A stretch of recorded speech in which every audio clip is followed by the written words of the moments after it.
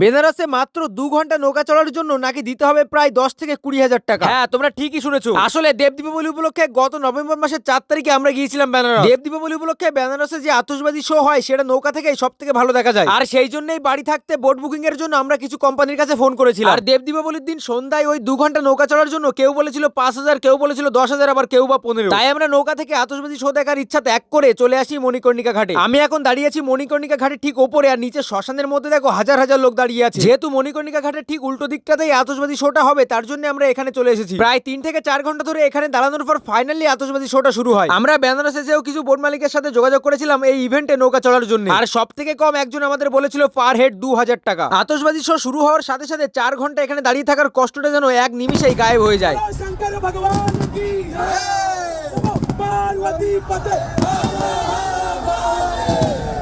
এটা ছিল আমার জীবনে দেখা সব থেকে সুন্দর মুহূর্তগুলির মধ্যে একটি।